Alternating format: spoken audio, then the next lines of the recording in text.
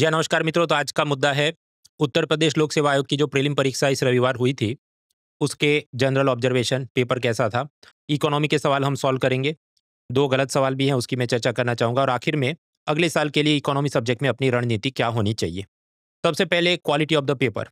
तो 3 लोक सेवा आयोग की अगर हम तुलना करें, बिहार, गुजरात, उत्तर प्रदेश, तो बिहार लोक सेवा आयोग के पेपर सब ट्रिवियल डेटा, जनरल नॉलेज इतना माइक्रोस्कोपिक पूछते हैं वो, कि उसकी अलग तैयारी और अलग ही रट्टेबाजी करनी पड़े। उसके बाद गुजरात लोक सेवा आयोग की बात करें, तो इकोनॉमी ठीक-ठाक पूछते हैं, लेकिन बाकी सब्जेक्ट खासकर जो ज्योग्राफी और कल्चर पूछा जाता है, तो ऐसी सब छोटी-छोटी चीज़ें, ये नदी, नाला, तालाब, जो वहाँ रहने वाले को भी नहीं पता हो और ऐसे सब कवि जो 200 साल पहले हो गए और उनका पड़ोसी भी अब उनको नहीं जानता, तो वही सब वो पूछते रहते हैं। उसके मुकाबले उत्तर प्रदेश लोक सेवा आयोग का पेपर, वो एक स्टैंडर्ड नेशनल लेवल का पेपर रहता है, कि जहाँ पर टेट का खुद का जनरल नॉलेज बहुत कम पूछते हैं और यूपीएससी की जो सीडीएस परीक्षा होती है, आर्मी नेवी एयरफोर्स में अधिकारियों की भर्ती के लिए, उस स्तर का नेशनल लेवल की स्टैंडर्ड चीज़ें पूछी जाती हैं। ऑफ कोर्स पेपर में कुछ तो अतरंगी चीज़ें रहेंगी, जैसे क्रोनोलॉजी के बहुत सारे सवाल पूछ लिए, हिस्ट्री ज़रूरत से ज़्यादा टफ आपको लगे। लेकिन फिर भी जब ये बाकी 2 लोक सेवा आयोग बिहार और गुजरात के मुकाबले, मुझे तो ये पेपर बहुत अच्छा लगा। अच्छा लगा इन द सेंस कि जो भी नेशनल लेवल की एग्जाम्स की तैयारी कर रहा है, उसको बिना कोई एक्स्ट्रा कोचिंग, कोई एक्स्ट्रा अलग किताबें खरीदे, खुद से वो इसे मैनेज कर सकता है। Therefore it is a good paper. अब जब भी कोई भी एग्जाम का पेपर खत्म हो, तो मेरी आपको सलाह है कि कट ऑफ का रोना छोड़िए, क्योंकि कुछ दिनों में रिजल्ट आ ही जाना है। आपको ज़्यादा फोकस ये करना चाहिए कि जो प्रश्न पूछे गए वो मेरे स्टडी मटेरियल में थे कि नहीं। दूसरा, कौन से ऐसे सस्ते सवाल थे जो मैं सॉल्व नहीं कर पाया या मुझसे बहुत सिली मिस्टेक उसमें हुई। तीसरा, क्या टीचर के फैन बॉयज़्म में और ये सब एग्ज़ाम के 15 दिन पहले मैराथन वीडियो देखने के चक्कर में मैं बर्बाद हुआ कि नहीं? ताकि अगले साल फिर से जब आपको एग्ज़ाम देनी हो, तो इसका ध्यान रखना है। क्योंकि आप समझिए, लाखों लोग एग्ज़ाम देते हैं, कुछ हज़ार लोग सिलेक्ट होने, तो बाकी सबको अभी और 2-3 साल तपस्या करनी है। तो आप इसको इस एक्सरसाइज़ के रूप में देखें कि इस मैच से मुझे क्या सीखना है, जो अगली मैच में मुझे ध्यान रखना है। जब हम बात करें उत्तर प्रदेश का जो पेपर हुआ, जीएस पेपर में करीब 150 सवाल थे, उसमें से 30 सवाल इकोनॉमी गवर्नमेंट स्कीम्स के आसपास थे। ऑफ कोर्स ये क्लासिफिकेशन ऐसा है कि इसमें अब मैं वर्ल्ड बैंक, आईएमएफ का नाम लूँ, कुछ लोग कहें नहीं वो इंटरनेशनल रिलेशन में जाएगा, तो 19-20 का फर्क वो सब होते रहता है। लेकिन सबसे पहले हम कोचिंग मुक्त सोर्स मैपिंग करें कि ये जो 30 सवाल पूछे गए कहाँ से पूछे गए, और कोचिंग क्लास की बात नहीं करें। तो सोर्स मैपिंग मैंने किया, कुछ ऐसा दिखता है। वीडियो पॉज़ करके स्लाइड आप पढ़िए, 4, 3, 2, 1। तो इसमें आप पाएँगे कि जो ग्रीन सेल मैंने मार्क की है एनसीईआरटी महाराष्ट्र की वो textbook, India year book, budget, Laxmikanth, तो 30 में से आधे सवाल, 15 सवाल तो उन्हीं रूटीन सोर्सेज़ से आपके सॉल्व हो रहे हैं। ऑफ कोर्स रियल एग्ज़ाम में ज़रूरी नहीं कि सारे टिक हो जाएँ, लेकिन इतना तो आस-पास ही था। कोई गुप्त चीज़ उन्होंने नहीं पूछी थी। अल्टीमेटली जब भी हम कहते हैं ये कोचिंग नोट में पूछा, वो कोचिंग नोट्स होते क्या हैं? इन्हीं सब स्टैंडर्ड रेफरेंस सोर्सेज़ का वो कंपाइलेशन आपको देता है, ताकि आपका टाइम बचे, मेहनत बचे। तो इकोनॉमी नोट्स के नाम पे मेरी भी किताब है जो अमेज़न, फ्लिपकार्ट पे मिलती है। तो इसका जब हम कॉस्ट बेनिफिट निकालें, करीब 15 सवाल तो सॉल्व हो सकते हैं इसमें से। क्यों? क्योंकि ये सब स्टैंडर्ड रिसोर्सेज़ का कंपाइलेशन ही तो है भाई। 3 सवाल ऐसे हैं जिसमें 50-50 एलिमिनेशन टेक्निक से आदमी अपना कुछ और जोखिम ले सकता है। 10 सवाल ऐसे हैं जो इसमें कवर्ड नहीं है, क्योंकि वो स्टेट लेवल का जनरल नॉलेज पूछा है, या राजीव गांधी, इंदिरा गांधी के टाइम की जो योजनाएँ थी, उन सब की क्रोनोलॉजी पूछी है, जो ना इसमें दी है और देता तो भी आप उसको सॉल्व नहीं कर पाते।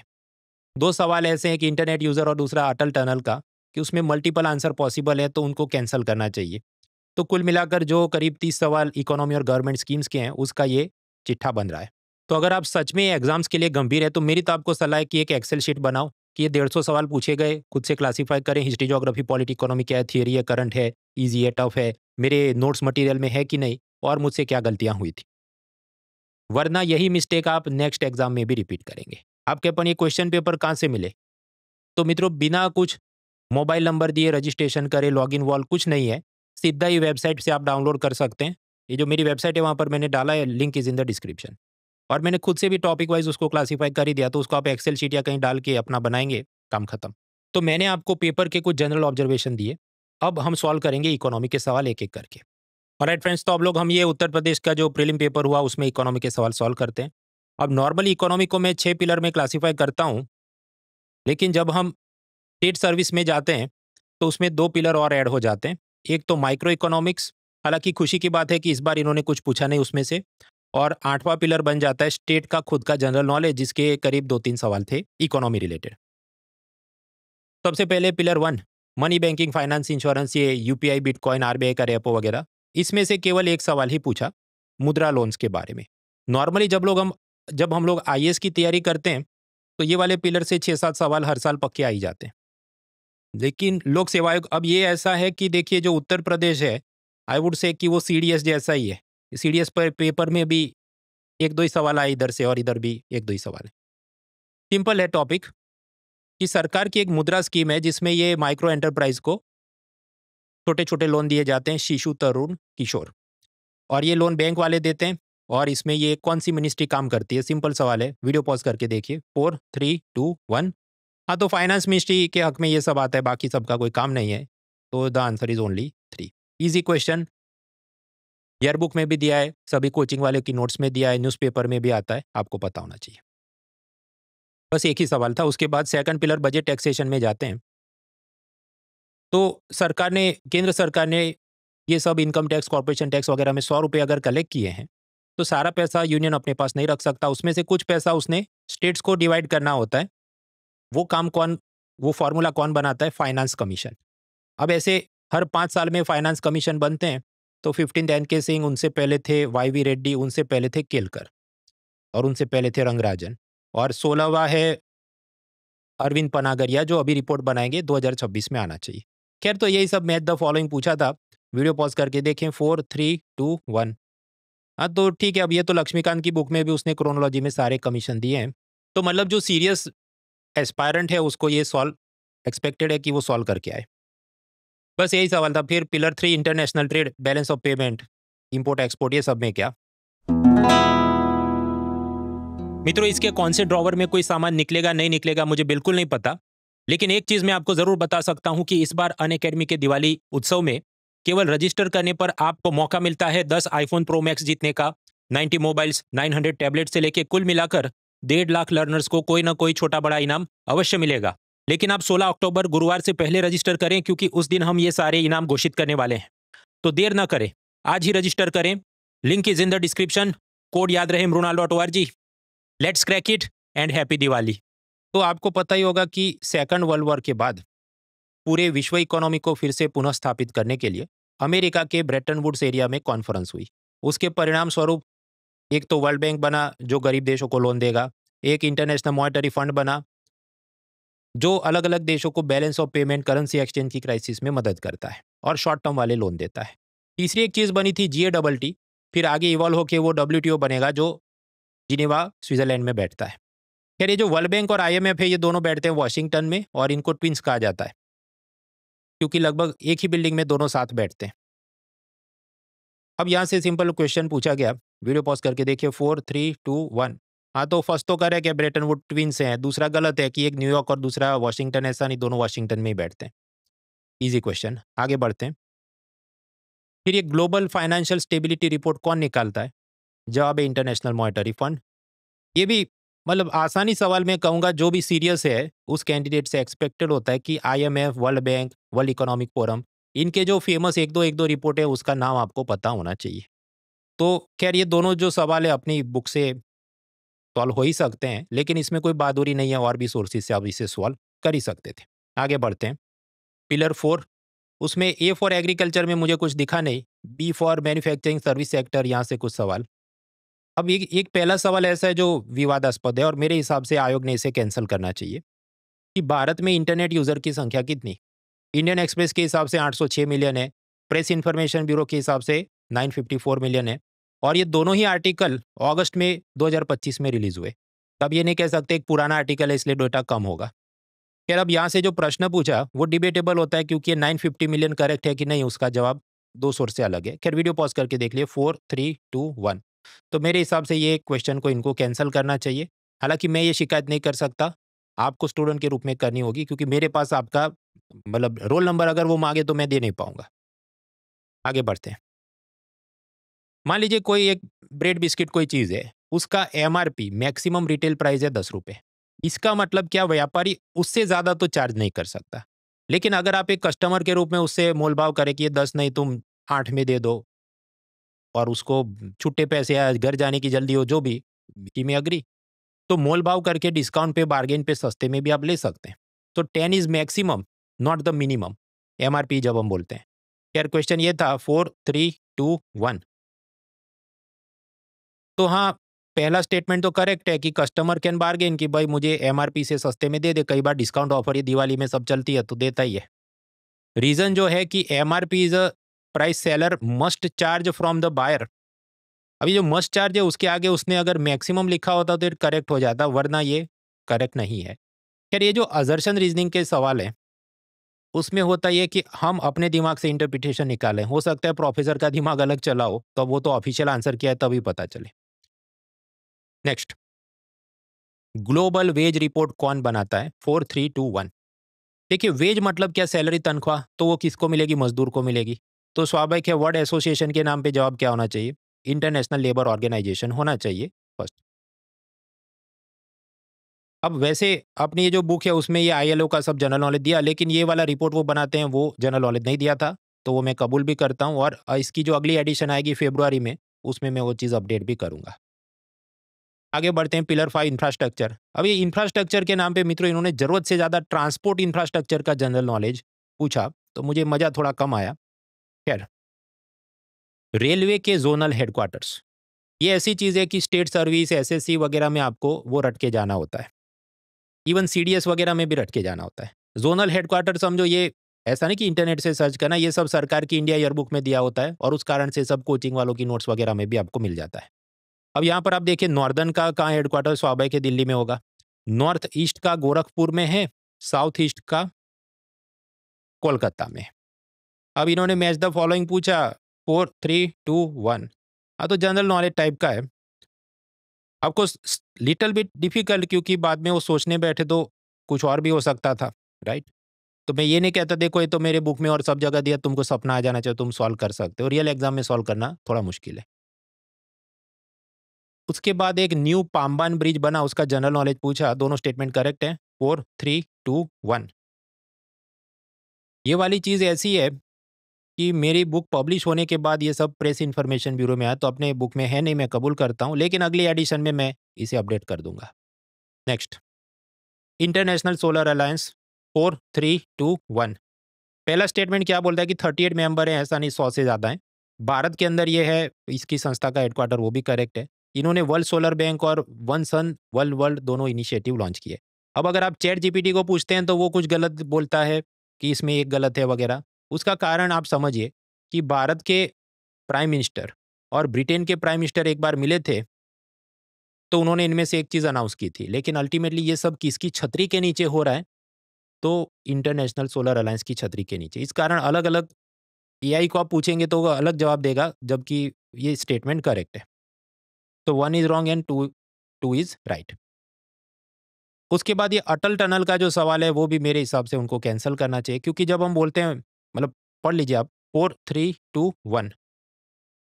ये जो पहला स्टेटमेंट है, वर्ल्ड्स लॉन्गेस्ट हाईवे टनल, इसमें तकलीफ क्या है कि इसकी लंबाई करीब 9 किलोमीटर है, जबकि नॉर्वे, जापान, स्विट्जरलैंड वगैरह में 16 से 25 किलोमीटर की टनल होती है। तो वर्ल्ड की लॉन्गेस्ट हाईवे टनल तो है नहीं। लेकिन भारत सरकार ने सोचा कि अभी अपनी पीआर करने के लिए हम एक नई कैटेगरी बना देते हैं। समंदर से 10,000 फीट की ऊंचाई पर सबसे लंबी हाईवे टनल कौन सी? तो फिर भारत का ये चीज आ जाता है। इस कारण से अलग अलग वेबसाइट पे उसका पूरा कैविएट, मतलब शर्तों के साथ नहीं लिखा होता कि 10,000 फीट की ऊंचाई के ऊपर। तो मुझे डर ये है कि वरना लॉन्गेस्ट टनल तो होगा नॉर्वे का, लेकिन ये क्या पीआईबी वगैरह सरकारी वेबसाइट पे Atal Tunnel is the longest highway tunnel in the world, पर भाई कैविएट लिखो, शर्त लिखो कि 10,000 फीट के ऊपर वाला। खैर, तो मुझे जो चिंता है कि स्टूडेंट ने कहीं और से पढ़ा और टीचर ने कहीं और से क्वेश्चन उठाया हो, जवाब अलग जा सकते हैं, तो आयोग ने इसको भी कैंसिल करना चाहिए, बिकॉज फर्स्ट स्टेटमेंट जो है वो डिबेटेबल है। आगे बढ़ते हैं मित्रों, ये जो दो सवाल मैंने आपको बताया, एक तो इंटरनेट यूजर वाला और दूसरा अटल टनल वाला, इसमें अगर आपको ठीक लगे, आप शिकायत करना चाहते हैं, तो शिकायत का पूरा फॉर्मेट मैंने इस वीडियो के डिस्क्रिप्शन में डाल दिया है कि ये क्वेश्चन था, उसमें ये रेफरेंस के हिसाब से अलग जवाब बनता है, उसके अलग, तो आप कॉपी पेस्ट करके डाल सकते हैं। आपको सवाल है कि भाई मोनाल, तो तुम ही खुद शिकायत क्यों नहीं करते? क्योंकि अगर वो रोल नंबर वगैरह मांगे तो मैं तो कैंडिडेट नहीं, मैं कोचिंग वाला हूँ, तो मैं कैसे दे सकता? खैर, ट्रांसपोर्ट पिलर 5 हम इंफ्रास्ट्रक्चर के क्वेश्चन सॉल्व किए। उसके बाद अर्बन इंफ्रास्ट्रक्चर के नाम पे कांग्रेस के ज़माने में कोई जन्नूरम योजना थी। मोदी जी आए तो उन्होंने F2 दबा दिया, मतलब रीनेम, और उसको बोला अमृत है। तो अगर क्रोनोलॉजी पूछी जाए तो मुझे कम से कम इतना तो पता है कि जन्नूरम पहले आएगा, अमृत बाद में आएगा। अब क्रोनोलॉजी पूछी 4 3 2 1, तो देखिए इसमें मैक्सिमम क्या हो सकता है कि ये जवाहरलाल नेहरू वाली स्कीम है, ये पहले आई, उसके कुछ समय बाद उसको रीनेम करके मोदी जी के समय में अटल मिशन हो गया, तो ये ऐसा होगा। अब बीच में कोई योजना है कि नहीं, क्रोनोलॉजी के हिसाब से आई एम नॉट श्योर, क्योंकि तो रट के जाना पड़े भाई, इतना कौन रट के जाए। तो पैटर्न कुछ ऐसा हो सकता है कि दो सबसे आगे होना चाहिए, बाकी सब थोड़ा पीछे होना चाहिए, एक थोड़ा पीछे होना चाहिए। तो ऐसी पैटर्न हो सकती है ए या सी।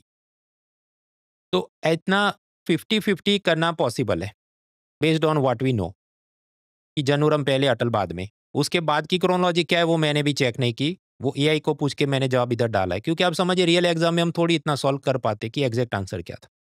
नेक्स्ट, आखिर है पिलर 6। मित्रों, दिवाली के इस शुभ अवसर पर अन अकेडमी का यूपीएससी सब्सक्रिप्शन, जिसमें लाइव लेक्चर के 1 साल की एक्सेस आपको मिलती थी 25,000 में, वो अवेलेबल है केवल 17,999 में, एक लिमिटेड टाइम के लिए, जिसमें आपको प्रीलिम्स, मेंस, जीएस, सीसेट सब कुछ लाइव लेक्चर्स के माध्यम से पढ़ाया जाता है। नोट्स और स्टडी मटेरियल भी दिए जाते हैं।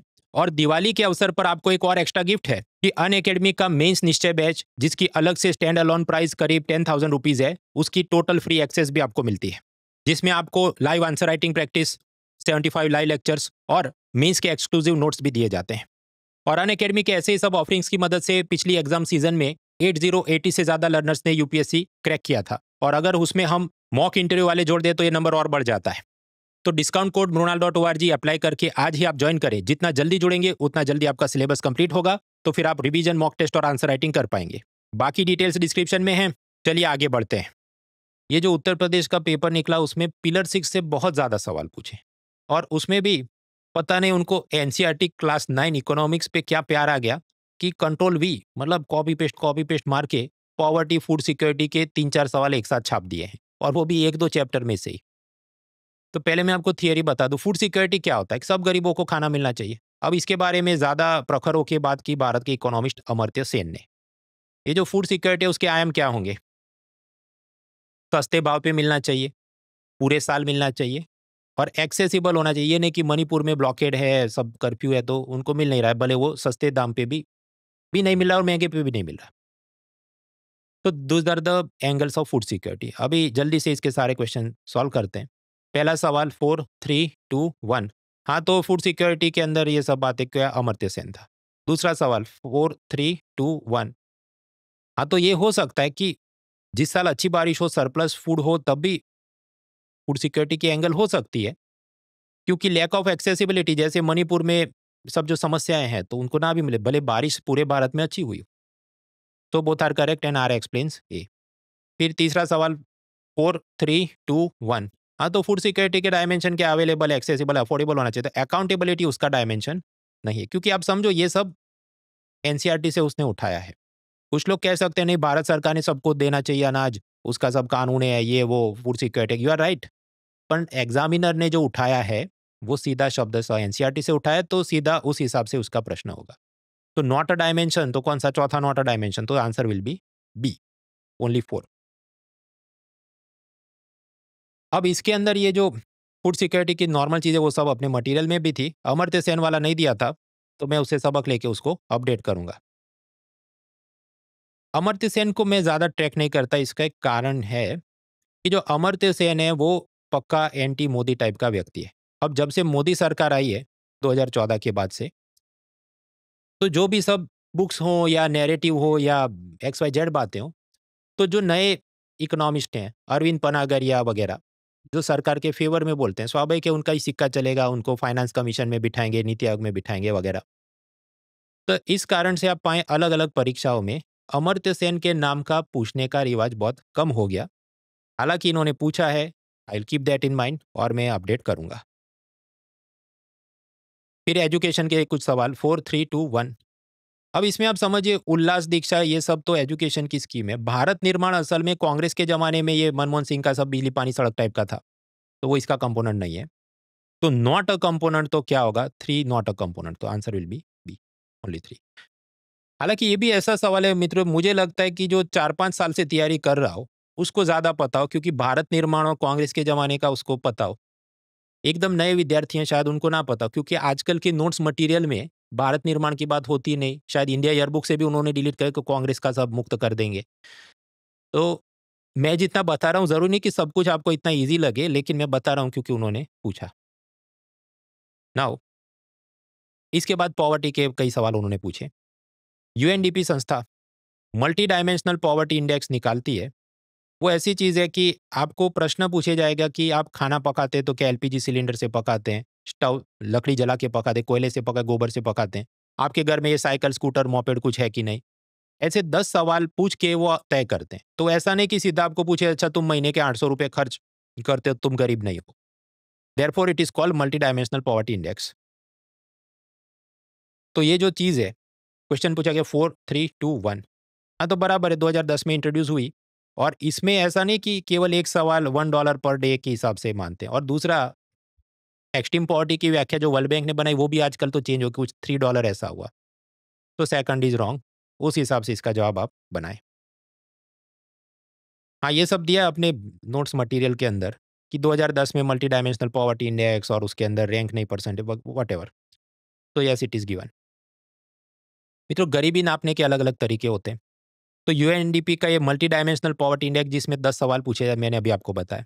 इसके अलावा वर्ल्ड बैंक का खुद का एक अलग मेथड है कि तुम अगर दिन के $3 भी खर्च नहीं कर पाते, तुम बहुत गरीब हो। तो कुछ ऐसे भी पॉवर्टी लाइंस होते हैं। भारत के अंदर अलग अलग कमीशन बने थे कि एक अलग कमिटी थी, उसने कहा तुमको इतना 2100 कैलोरी नहीं मिलता, गांव में 2400 कैलोरी भी नहीं मिलता, तुम बिलो पॉवर्टी लाइन हो। फिर एक तेंदुलकर कमेटी बनी, उसने कहा देखो तुम शहर में 1000 रुपये भी महीने के खर्च नहीं कर पाते, गांव में 816 भी नहीं खर्च कर पाते, तो तुम बहुत गरीब हो। फिर ये जो यूएनडीपी का मल्टी डायमेंशनल इंडेक्स था, ऐसा ही नीति आयोग ने एक बनाया कि 10 सवाल वो पूछते, तुम्हारे घर में स्कूटर मोपेड है कि नहीं, खाना कैसे पकाते हो वगैरह। तो मैंने आपको आइडिया दिया, अभी ऐसे सवाल आएंगे। देखिए, भारत की ऐसी जो पॉवर्टी लाइन्स हैं, अलग अलग समय में अलग अलग कमेटी बनी थी। पहले अलग कमेटी 79 में, उसने फूड के हिसाब से नापा। तेंदुलकर बना 2005 से 9 में, वही 816 से 1000 रुपये खर्च नहीं कर पाते महीने के, तो तुम गरीब हो। उसके बाद एक और कमेटी बनी थी, रंगराजन कमेटी। उसने ये कहा कि तुम्हारे 5 लोगों की फैमिली और एक महीने में शहर में 7000 रुपये भी खर्च नहीं कर पाते, तुम बिलो पॉवर्टी लाइन। हालांकि रंगराजन इतना फेमस नहीं है। भारत में जो भी नापा जाता है तेंदुलकर मेथड से और आजकल नीति आयोग की मल्टी डायमेंशनल मेथड से। अब इन्होंने क्रोनोलॉजी पूछी, वीडियो पॉज करके देखिए, 4, 3, 2, 1। अब इसमें देखिए, सभी बुक्स में, मटेरियल में इतना तो हमें दिया है, पता है कि तेंदुलकर के बाद रंगराजन आया था। तो ये 3-2 ऐसा होना चाहिए। और वो आखिरी वाली कमेटी थी, उसके आगे और कमेटियां बहुत बनी, तो 3-2 होना चाहिए बराबर। तो ये हो सकता है और ये भी हो सकता है। सो आई एम 50-50, सी या डी में से एक हो सकता है। लाकड़ा वाला उससे थोड़ा पहले आया था, लेकिन ये दांडेकर ये इतना फेमस है ही नहीं, ज्यादातर बुक्स में दिया नहीं, अपने भी मटेरियल में है नहीं। वो 71 में बना था। तो करेक्ट क्रोनोलॉजी उस हिसाब से बनती है 4-1-3-2। इट इज टफ, क्योंकि जब तक आपको दांडेकर पता नहीं तब तक फाइनल आंसर पे पहुंच नहीं सकते, और दांडेकर इतना फेमस है नहीं। तो इसमें से 3 वो लाकड़ा वाला और ये सब तो दी है, अलग लाकड़ा वाला, तेंदुलकर, रंगराजन। दांडेकर मेरे बुक में नहीं दिए। खैर, लेकिन उन्होंने पूछा तो मैं अपडेट करूंगा। मैं ऐसा अहंकार नहीं रखता, मैं अपडेट करता हूँ। और मैं आप सबको कहना चाहूंगा, आप भी ये एक पैशन रखें कि सभी सब्जेक्ट के अंदर, चलो मेरे नोट्स में इतना था, ये नया पूछा है, मैं अपने नोट्स अपडेट करूं। तभी दूसरे तीसरे अटेम्प्ट में आप इतने स्ट्रांग हो जाएंगे कि फिर कट ऑफ निकालना बहुत आसान हो जाता है। इसी कारण आप पाएंगे कुछ लोग ऐसे हैं कि वो हर साल प्रीलिम क्लियर करते रहते हैं, और कुछ लोग ऐसे जिनका 5 साल में भी नहीं निकलता। फिर आगे पॉवर्टी के कुछ और सवाल हैं। 4, 3, 2, 1। हाँ, तो जो पहला स्टेटमेंट है करेक्ट है। पॉवर्टी लाइन वो अलग अलग देशों में अलग हो सकती है। भारत में अब जैसे वो कहे कि तुम शहर में 1000 रुपये भी नहीं खर्च कर सकते, तुम गरीब हो। अमेरिका का मुझे पता नहीं, लेकिन उन्होंने पूछा, मैं सर्च करने गया तो उधर कुछ ऐसा है, आपका $1000 या कुछ और निकालेगा वो। तो स्वाभाविक है अलग अलग देश में अलग अलग होगा। क्यों? क्योंकि भारत के अंदर तुम्हारे घर में रूम हीटर है कि नहीं, तो ये तो लग्जरी की बात हुई हमारे लिए। गरीबी की बात उससे ना, हम नहीं नापेंगे। लेकिन यूरोप, अलास्का वगैरह में ऐसा है कि हीटर आपके पास नहीं है तो आप गरीब हैं, क्योंकि वहां सर्दी इतनी होती है कि हीटर होना एक बेयर मिनिमम एसेंशियल कमोडिटी हो गई। रोटी कपड़ा मकान जैसी। फिर ये सब उन्होंने एनसीईआरटी क्लास 9 से उठाया। तो दोनों स्टेटमेंट करेक्ट है और दूसरा पहले को एक्सप्लेन करता है because it is lifted from NCERT class 9। आगे फिर ये पूछा 4, 3, 2, 1। ये जो पूछा है कि इनमें से सोशल इंडिकेटर ऑफ पॉवर्टी कौन सा नहीं है। अब इसकी थोड़ी बहुत बात इन्होंने एनसीईआरटी क्लास 9 में की, टच्ड इट, लेकिन शब्दशः इसका जवाब उधर है नहीं। तो वो पढ़ के प्रोफेसर साहब ने अपने दिमाग से क्या अर्थघटन किया, उस हिसाब से क्या जवाब तो ऑफिशियल आंसर क्या है तब हम बता सकते हैं। अभी के लिए I would go for 4 size of the house. हालांकि बाद में जवाब में चेंज भी कर सकता हूँ ऑफिशियल आंसर की क्या बोलती है। फिर अभी योजनाओं की बहुत क्रोनोलॉजी पूछी। 4, 3, 2, 1। अब आप समझिए जितनी योजनाएं हैं ये सब ऐसी हैं कि वो राजीव गांधी इंदिरा गांधी के टाइम पे थी। इसमें भी चौथी आप खिचड़ी मत करना। नेशनल रूरल एम्प्लॉयमेंट प्रोग्राम जो है वो अभी का जो मनरेगा स्कीम है वो नहीं, ये पुराने 70-80 के जमाने का पूछ रहा है। तो इसकी इतनी क्रोनोलॉजी तो अपनी बुक में या कोई भी बुक में आपको नॉर्मल बुक में तो मिलेगी नहीं। और ऐसा 25,000 पेज का मटेरियल कोई दे देता आप रट के जाने वाले थे नहीं। खैर मैंने इसको एआई से सॉल्व किया और मैंने क्रॉस चेक भी नहीं किया क्योंकि रियल एग्जाम में ये सब सॉल्व होने वाला था नहीं। और ना ही अगले एग्जाम में हम ऐसा सब रट के जा सकते हैं। बाकी सब्जेक्ट तैयार करो। ऐसा एक और सवाल 4, 3, 2, 1। ये भी सब राजीव गांधी इंदिरा गांधी टाइम की चीजें हैं। तो not possible to solve. AI से मैंने सॉल्व किया है, क्रॉस चेक मैंने किया नहीं, अपने मटेरियल में है नहीं। ये वाला क्वेश्चन ये थोड़ा आसान है। 4, 3, 2, 1। मित्रों ये जो आदि नाम जहां पर भी आता है, आदि नाम वाली योजना है मतलब वो ट्राइबल मिनिस्ट्री देखती है। तो सीधा आदि कर्मयोगी बीटा वर्जन तो क्या होना चाहिए? ट्राइबल अफेयर्स मिनिस्ट्री जॉब है। तो ये तो सब गया है आगे। 4, 3, 2, 1। ये स्वावलंबी योजना ये इतनी लो प्रोफाइल चीज़ है ना, ये ईयरबुक में मुझे दिखी ना मेरी बुक मटेरियल में कहीं पर है। ये तो सर्च करना पड़े पीआईबी से आपको मिले। खैर तो स्किल डेवलपमेंट मिनिस्ट्री ने ये लॉन्च किया है। नेक्स्ट 4, 3, 2, 1। हाँ तो ह्यूमन कैपिटल मतलब अपने जो इंसान है वो कितने होशियार है। सुंदर पिचाई और सत्य नदेला जैसे हैं या ये सब रील देख के ब्रेन रॉट हो गई जनता है। तो ह्यूमन कैपिटल पे इन्वेस्ट करना पड़े हमें और उसके लिए उसके एजुकेशन हेल्थ का काफ़ी महत्व है। बराबर है। So both are correct and R explain से। 4, 3, 2, 1। ये मिष्टी या मैंग्रोव जो स्कीम है वो असल में 2023 के बजट में आई थी और उससे मैंग्रोव फॉरेस्ट को रिस्टोर भी करेंगे और उधर की पब्लिक को ये टूरिस्ट गाइड और बाकी सब काम मिले ऐसी कोशिश होगी। तो उस हिसाब से इसका जवाब है ओनली सेकंड स्टेटमेंट करेक्ट। हालांकि ये थोड़ा टफ इसलिए है क्योंकि ईयरबुक में इसकी उन्होंने खास अपडेट दी नहीं है और इतनी क्रोनोलॉजी की 13 में आया था कि 23 में आया था, वो थोड़ा याद करके जाना मुश्किल। सेकंड स्टेटमेंट तो सब लोग वर्ड एसोसिएशन कर सकते हैं कि भाई मैंग्रोव का है तो मैंग्रोव का तो होगा ही। अपने नोट्स मटेरियल में दिया क्योंकि ये बजट में आया था इस कारण से मैंने लिखा था। हालांकि मैं ऐसा नहीं क्लेम कर रहा कि आप असल एग्जाम में इसको सॉल्व ही कर पाते बिकॉज इतना कौन रट के जा सकता है क्रोनोलॉजी। फिर ह्यूमन डेवलपमेंट के कुछ बेसिक थियरी पूछी जो मैं कई बार आपको पढ़ा चुका हूँ कि पाकिस्तान के इकोनॉमिस्ट महबूब उल हक ने सबसे पहली बार इसका कंसेप्ट फॉर्मूला दिया कि ह्यूमन डेवलपमेंट इंडेक्स का मतलब क्या, health education standard of living, इसका क्यूब रूट निकाल के वो निर्माण किया जाता है। फिर 0 से 1 के बीच आपका स्कोर होता है, आपका रैंकिंग बनता है। भारत नॉर्मली 130 के आसपास रहता है रैंक में वगैरह वगैरह। तो 4, 3, 2, 1। तो पहला तो करेक्ट। दूसरा क्या बोलता है कि महबूब उल हक और एस प्रीनर ने क्या, ऐसा है नहीं। फर्स्ट किया महबूब उल हक ने, उसके बाद अमर्त्य सेन के साथ मिलके वो यूएनडीपी में लेके गए और उधर फॉर्मूला बनती है। खैर but either way second statement is wrong. Another question 4, 3, 2, 1। हाँ तो एसडीजी गोल में भारत का होना बहुत ज़रूरी है, जितना ज़रूरी है क्योंकि आप समझिए पूरी दुनिया की करीब 16-17% या उससे ज़्यादा आबादी भारत में है, तो 1/6 हो गया वो। हाँ तो both are correct and R explain से। तो पिलर 6 तक खत्म हुआ। Pillar 7 microeconomics. खुशी की बात है इस बार कुछ पूछा नहीं, वरना नॉर्मली स्टेट सर्विस एग्जाम में माइक्रो इकोनॉमिक्स के कुछ सवाल आते हैं।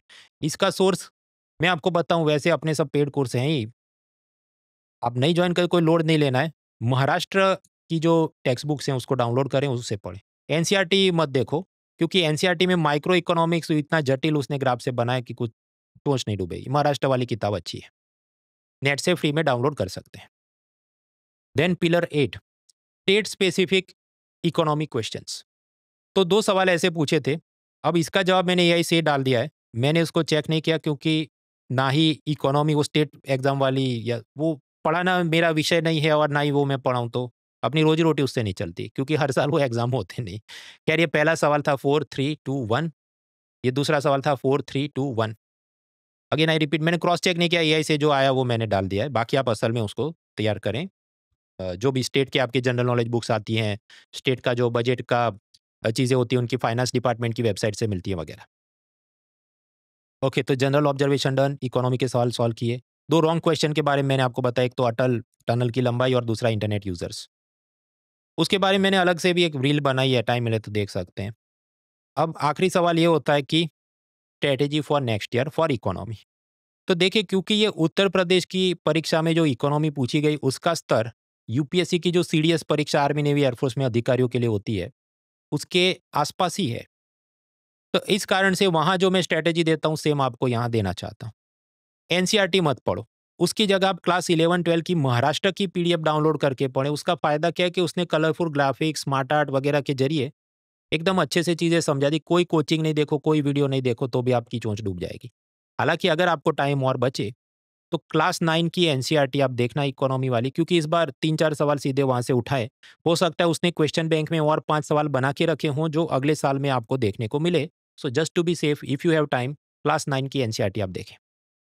जहाँ तक योजनाओं की बात है, तो अभी अगले साल जो इंडिया ईयरबुक 2026 या जिसको भारत 2026 बोल के मिनिस्ट्री ऑफ इंफॉर्मेशन ब्रॉडकास्टिंग निकालेगी, उसको खरीदनी नहीं है। उसकी जो फ्री समरी पीडीएफ अलग-अलग कोचिंग वाले निकाले उसको देख लेना है। बाकी current affairs, budget, economic survey वगैरह तो हर साल मेरी फ्री सीरीज आती है, तो अगले साल विन 26 सीरीज आएगी फरवरी बजट के बाद। इतना किया काफ़ी है, बाकी भगवान मालिक है। ऑफ कोर्स मेरी ये बुक भी अपन इसको लेना देखना कोई बहुत कंपल्सरी नहीं, सिवाय कि आप यूपीएससी की तैयारी करें then it is more useful, otherwise केवल स्टेट सर्विस ही आपका टारगेट है, तो ये सब के आस-पास भी खेल लो तो हो जाए। बस तो मित्रों तैयारी करते रहिए, ऐसे और भी वीडियो मैंने बनाए हैं, आपको पूरी प्लेलिस्ट मिल जाएगी। बाकी मित्रों मैंने आपको बताया कि दिवाली के अवसर पर अनअकैडमी का यूपीएससी लाइव लेक्चर्स का सब्सक्रिप्शन 1 साल के लिए केवल 17,999 में, और उसमें भी मेंस के निश्चय बैच की अलग से एक्सेस आपको फ्री में मिलती है, जिसकी स्टैंड अलोन प्राइस लगभग 10,000 रुपीज़ है। जिसमें आपको live answer writing practice, 75 live lectures, exclusive notes, वो सब मिलेगा मेंस के लिए। और उसके अलावा पूरा कॉम्प्रिहेंसिव पैकेज है, उसमें तो राउंड द ईयर हमारे प्रीलिम्स, मेंस, जीएस, सीसेट सब क्लासेस चलते ही हैं। डिस्काउंट कोड याद रहे, mronal.org। और उसके अलावा ये अनअकैडमी के उत्सव में आप रजिस्टर अवश्य करें, ताकि ये iPhone pro max, mobile, tablet, कुल मिलाकर 1.5 लाख विद्यार्थियों को कुछ ना कुछ छोटा बड़ा इनाम मिल ही सकता है। लेकिन 16 अक्टूबर से पहले आप रजिस्टर करना, क्योंकि उस दिन हम सारे इनाम अनाउंस करने वाले हैं। बाकी डिटेल्स डिस्क्रिप्शन में है। Let's crack it and happy Diwali. Unacademy. Let's crack it.